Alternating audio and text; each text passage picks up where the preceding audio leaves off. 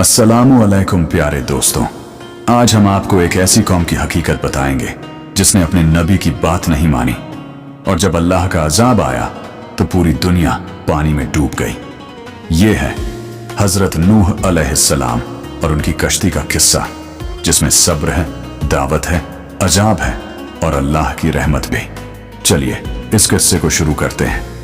हजरत नूह अलैहिस्सलाम उन नबियों में से हैं जिन्हें अल्लाह ने इंसानों को सीधे रास्ते पर लाने के लिए भेजा। उनका जिक्र कुरान में कई बार आया है।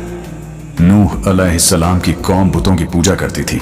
वद, सुवा, यगूस, यूक और नस्र जैसे नामों के पत्थर के बुत बनाकर उनकी परस्तिश करते थे।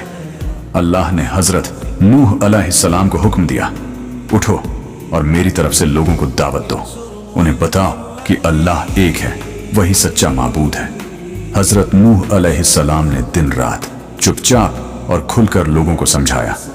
कभी एक एक को अकेले बुलाया, कभी सबको जमा करके उन्होंने कहा, ऐ मेरी कौम, अल्लाह की इबादत करो, वही तुम्हारा रब है।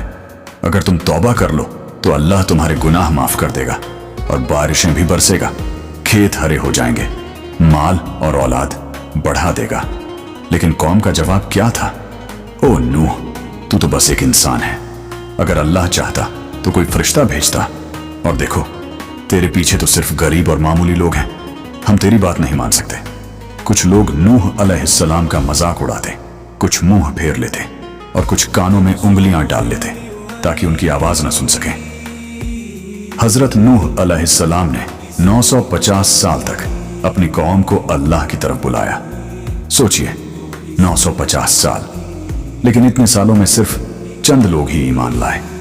एक वक्त ऐसा आया जब उन्होंने अल्लाह से दुआ की, ऐ मेरे रब, मैंने इन लोगों को हर तरह से बुलाया, लेकिन ये और दूर भागते गए।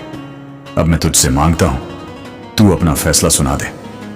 अल्लाह ने नूह अलैहिस्सलाम की दुआ कबूल की और फरमाया, अब कोई और ईमान नहीं लाएगा, अब तू मेरी निगरानी में एक बड़ी कश्ती बना। हजरत नूह अलैहिस्सलाम ने एक विशाल कश्ती बनानी शुरू की जो उस वक्त रेगिस्तानी इलाके में थी। कौम ने और भी मजाक उड़ाना शुरू किया, वाह नूह, तू अब नबी से बड़ा ही बन गया, पानी तो कहीं नजर नहीं आता और तू कश्ती बना रहा है। लेकिन नूह अलैहिस्सलाम ने कहा, आज तुम मेरा मजाक उड़ाते हो, एक दिन आएगा जब मैं तुम पर हंसूंगा और वो दिन बहुत भारी होगा।